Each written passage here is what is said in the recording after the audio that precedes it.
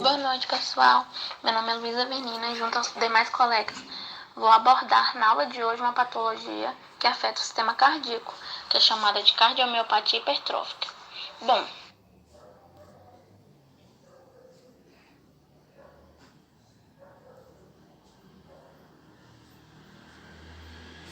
para começar, o que é cardiomiopatia?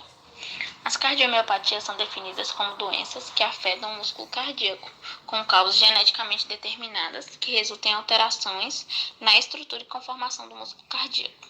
Neste grupo temos a cardiomiopatia dilatada, onde há um estreitamento do miocárdio e consequente aumento da cavidade ventricular. E temos também a hipertrófica, que é caracterizada pela hipertrofia causada pelo desarranjo das fibras musculares cardíacas, que culminam em uma rigidez e aumento da espessura das paredes ventriculares, o que está diretamente relacionado à disfunção diastólica, onde há uma redução significativa na capacidade de relaxamento do músculo cardíaco.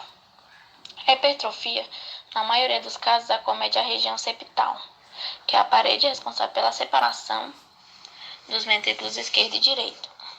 A cardiomiopatia hipertrófica possui diversas manifestações clínicas e, apesar de, na maioria dos casos, os indivíduos afetados permanecerem assintomáticos, outros podem evoluir para uma insuficiência cardíaca avançada, além de ser a mais frequente causa de morte súbita em jovens e atletas.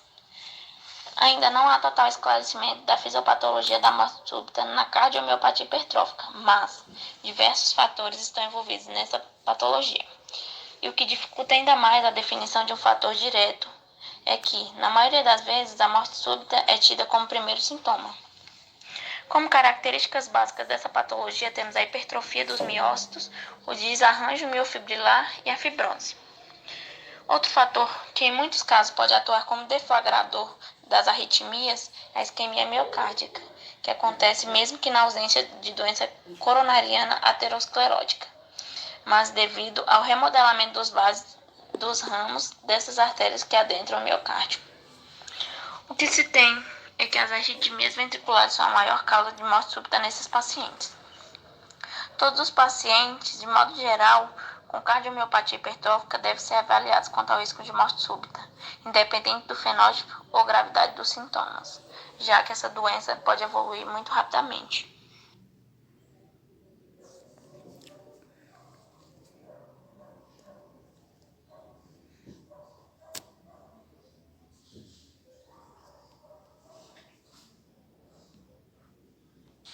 A cardiomiopatia hipertrófica pode ocorrer em um padrão de herança autossômica dominante, levando em consideração que, em aproximadamente metade dos casos, os pacientes apresentam mutações genéticas, ou seja, em uma família, confere a todos os membros afetados o mesmo distúrbio genético.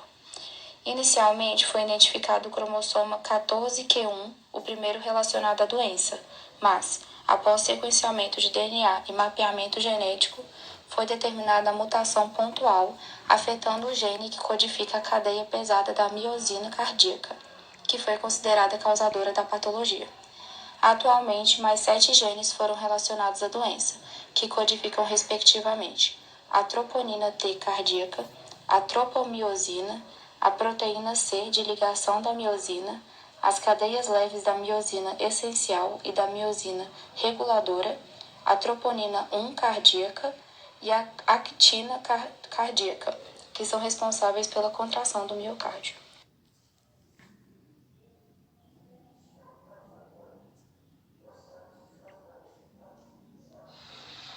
Boa noite, meu nome é Natália Gontijo. Vou falar um pouco sobre a fisiopatologia da cardiomiopatia hipertrófica. A fisiopatologia, ela facilita entender um pouco sobre os sintomas e também a doença, né? Na fisiopatologia, a gente tem 3 alterações: a disfunção diastólica, a obstrução da via septo do ventrículo esquerdo e isquemia miocárdica. Na disfunção diastólica, ela é encontrada em todos os pacientes que têm a miocardiopatia hipertrófica, onde se tem a perda de complacência do músculo ventricular, consequentemente fazendo com que o paciente faça uma progressão da função diastólica. Com o aumento das pressões do enchimento do ventrículo esquerdo, esse também é um fator que gera a dispneia no paciente, tá? Na obstrução da via de saída de septo do ventrículo esquerdo, tem-se também um aumento da região septal muito frequente na cardiomiopatia hipertrófica, onde gera uma obstrução ao fluxo na via de septo do ventrículo esquerdo. Existe também outro mecanismo para essa obstrução, que seria o movimento sistólico anterior da válvula mitral. Quando acontece a sístole, o movimento de efeito ventricular, que é o aparato valvar mitral, acaba sendo deslocado pelo fluxo sanguíneo e assim gera um aumento da obstrução. O que acontece? O espessamento, quando o espessamento fica, que essa doença é por causa do espessamento do ventrículo, conforme fica bem grande o ventrículo, bem espessa a parede do ventrículo, faz com que o que acontece? O aumento da obstrução, conforme a espessão do ventrículo, da parede ventricular, faz com que aumente mais a obstrução valvar também.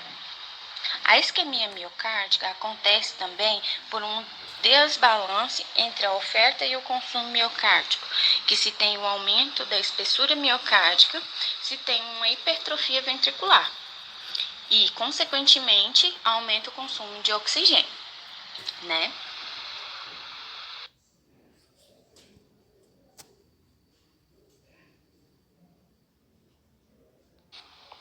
Bom, meu nome é João Paulo e eu vou falar sobre as estruturas anatômicas comprometidas. As paredes espessas e rígidas dos ventrículos não relaxam de maneira adequada para permitir que as câmeras cardíacas se encham de sangue. Ou seja, essa dificuldade ela se torna muito mais grave quando o coração ele bate aceleradamente, por exemplo, durante as atividades físicas. Pois nesse caso é ainda muito menos tempo para o coração se encher. E por não se encher suficientemente, o coração bombeia menos sangue a cada batimento e às vezes as paredes espessas do coração também interferem na saída do fluxo sanguíneo. Ou seja, essa variação, quando há essa interferência, ela é chamada de cardiomiopatia obstrutiva hipertrófica. Por quê? Como as paredes ventriculares se espessam, a válvula mitral, a válvula que se abre do átrio esquerdo para o ventrículo esquerdo, pode não conseguir se fechar normalmente, o que resulta em um refluxo ou vazamento de sangue para o átrio esquerdo.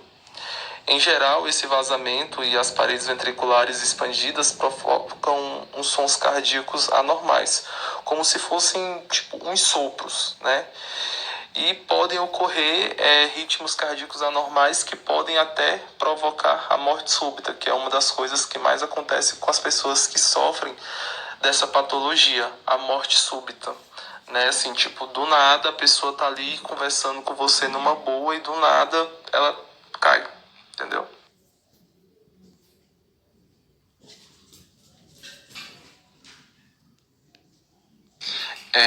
Essas estruturas comprometidas, elas podem ser classificadas de acordo com a localização da hipertrofia, podendo ser do tipo simétrica, que é a hipertrofia distribuída homogeneamente na cavidade ventricular, assimétrica, que é a hipertrofia localizada em um determinado local, pode acontecer em qualquer parte do coração, septal, que corresponde a 80%, podendo chegar até 90% dos casos, onde essa hipertrofia predomina ou é unicamente no septo interventricular. Médio ventricular, que está associada à marca da hipertrofia dos músculos papilares. Apical, que ela é muito prevalente, acontece bastante entre a população japonesa.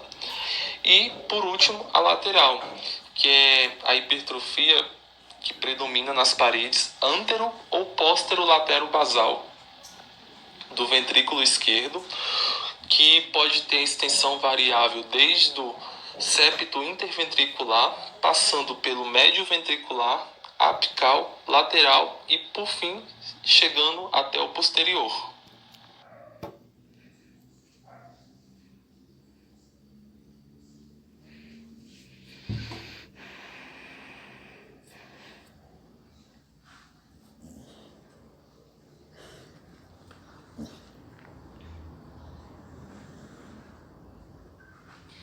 A miocardiopatia hipertrófica é uma doença geneticamente predisposta.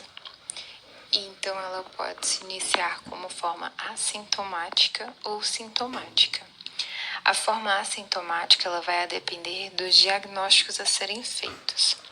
Já as sintomáticas, elas se iniciam com a falta de ar, fadiga, palpitações ou dores no peito e o aumento da pressão arterial, sendo que ela pode ser dividida em 4 classes funcionais, com pacientes que têm a doença e sem limitações de atividade, ou seja, ela pode fazer as atividades físicas diárias e elas não vão provocar nem a falta de ar, nem fadiga, nem palpitações.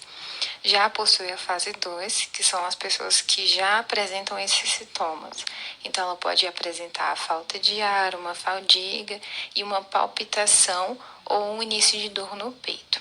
A fase 3 são as pessoas que têm os sintomas bastante acentuados. Então, elas já têm as limitações em atividades comuns, como caminhar por longo tempo, e aí ela vai apresentar bastante falta de ar, precisa ter mais repousos, e pequenos esforços vão apresentar mais esse cansaço, essa fadiga, e pode apresentar as palpitações sem dor no peito.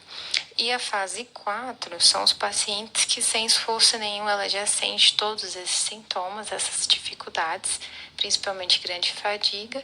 Já nesse caso apresenta a palpitação e dor acentuada no peito. E esses são os casos que são classificados possíveis de morte súbita. Como essa doença ela atrofia uma parte do coração, como foi explicado, a morte súbita ela é evidenciada em todas as etapas. Por ser uma doença genética, é sempre buscado a questão do histórico e familiar.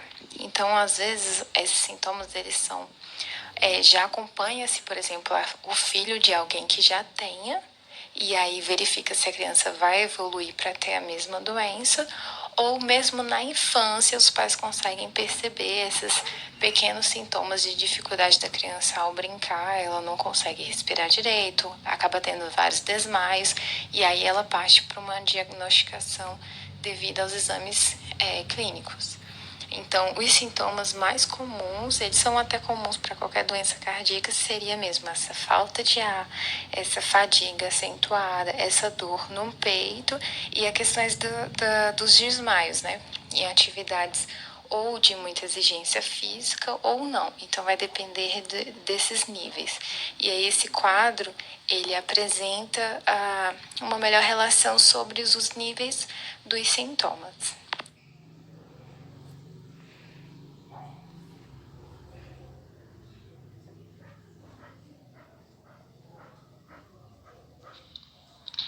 O diagnóstico é realizado através de exames físicos e dos procedimentos adicionais. O exame clínico ele pode variar de normal entre aqueles assintomáticos e no sem obstrução da via de saúde do ventrículo esquerdo. Os métodos de diagnósticos mais aplicados para a detecção da hipertrofia são ecocardiografia. Ele é um recurso atualmente mais utilizado no diagnóstico e acompanhamento da doença, concedendo realizar a localização da hipertrofia e o grau de obstrução. É capaz de mostrar a morfologia do coração, estimar a função sistólica e diastólica, avaliar a presença e gravidade do gradiente na via de saída do ventrículo esquerdo e estabelecer o grau de regurgitação mitral. O eletrocardiografia, ele, em 90% dos casos, revela anormalidades, sendo constantes a sobrecarga das câmaras esquerdas, presença de ondas Q patológicas nas paredes lateral e inferior, presença de isquemia miocárdica, padrão de pré-excitação e também arritmias cardíacas. O ECG dinâmico de 24 horas é um exame que é complementar e também ele é obrigatório. Já a radiografia de tórax, em 20% dos casos, o exame é normal, podendo no restante revelar aumento do átrio esquerdo, ventrículo esquerdo e sinais de hipertensão veno capilar pulmonar. E nos casos mais avançados assim, pode-se encontrar a cardiomegalia, né? Os exames que são complementares, indicado nos casos em que pretende realizar o tratamento cirúrgicos, são eles: a tomografia computadorizada e ressonância nuclear magnética. Eles conseguem certificar a localização da hipertrofia, como também diferenciar os tecidos, principalmente nas posições apical e lateral. A ressonância magnética cardíaca fornece imagens de alta resolução para avaliação de estruturas cardíacas, né? E além de ser capaz de identificar hipertrofia em segmentos que não aparecem na ecocardiografia, também mostra áreas de fibrose miocárdica, que geralmente detectadas por realce tardio pelo gadolínio, e são um dos fatores de risco de morte súbita, permitindo melhor caracterização das anormalidades estruturais em que o aparelho da válvula mitral. A biópsia endomiocárdica deve ser realizada somente nos casos que existam dúvidas ou suspeitas de outras doenças que possam ser responsáveis pela falsa hipertrofia. Já na história natural, ela resulta da complexa interação entre HVE, o remodelamento ventricular, as alterações da função diastólica, a isquemia miocárdica, a obstrução da via de saída e arritmias, como o grau da alteração morfológicas e funcionais, variam em cada paciente. Curso e história natural são heterogêneos. O teste de esforço ergométrico, este é um teste que é normalmente realizado para a estratificação de risco, medindo a resposta da pressão arterial ao exercício e também para investigar a isquemia e arritmias. O estudo hemodinâmico e angiocardiografia, né, é o cateterismo cardíaco, põe em evidência as pressões do ventrículo esquerdo, também do aumento da pressão diastólica final, a presença de gradiente sistólico entre a ponta do corpo do ventrículo esquerdo ou entre o corpo e via de saída do ventrículo esquerdo.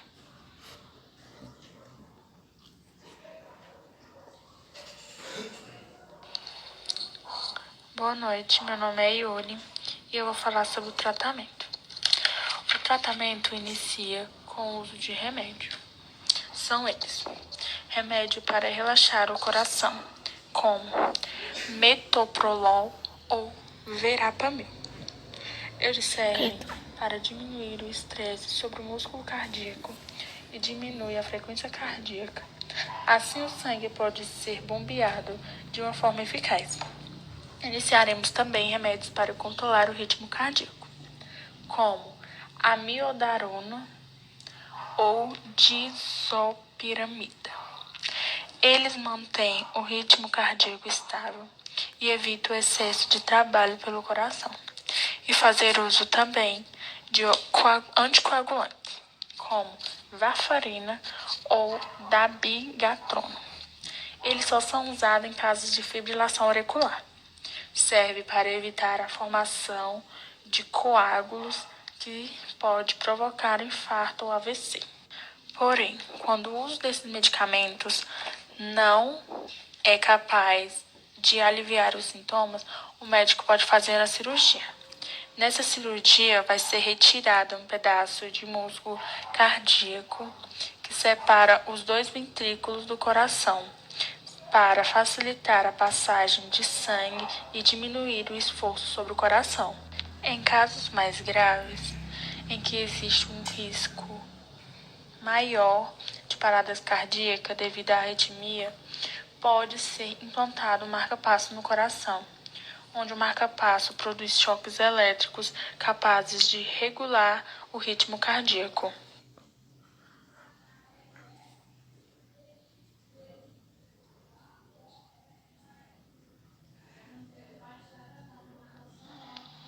A CMH é uma doença crônica que pode ser definida como uma condição médica ou um problema de saúde, com sintomas ou incapacidades que que requerem um gerenciamento a longo prazo. Desta forma, muitas pessoas que requerem cuidados de enfermagem têm problemas associados a condições crônicas. Durante a hospitalização, o paciente torna-se mais vulnerável, apresentando grande dependência de cuidados, que exige do profissional conhecimento sobre os aspectos fisiopatológicos, terapêuticos e das reações apresentadas pelo paciente. Esses cuidados são tanto no autocuidado do paciente, quanto a realização de atividades diárias. A equipe de enfermagem atua também no diagnóstico e intervenção, visando a melhoria do paciente. Alguns diagnósticos são de risco para débito cardíaco diminuído, que tem como intervenção o controle do equilíbrio ácido básico, a monitorização das vias aéreas, assistência cardíaca, administração de medicamentos, os cuidados com catéteres. Tem também o excesso de volume de líquidos, que tem como intervenção o controle de fluidos, a monitorização dos fluidos, a regulação da temperatura. Também tem como diagnóstico o risco de fadiga, que tem como intervenção o controle de energia, promoção de exercícios físicos leves, controle nutricional, onde entra também o risco para infecção, que também tem como intervenção o controle nutricional, além do controle do ambiente e controle de infecções. Tem o risco para a solidão ou ansiedade, que tem como intervenção a promoção da integração familiar, terapias de atividade, redução da ansiedade, facilitação da entrada de visita, que às vezes pode ser difícil algum familiar conseguir entrar, e aí o paciente se sente sozinho, pode vir a ter uma crise de ansiedade, pode vir a ter algum tipo de solidão, e a equipe de enfermagem vai atuar também nesse sentido, para evitar, tendo o acolhimento necessário, aconselhamento, existem técnicas de relaxamento também. Todas essas intervenções são tomadas para melhorar o paciente, tanto na melhoria física, mental, social do paciente, e são tomadas a partir do momento que ele entra na unidade de saúde até a sua saída.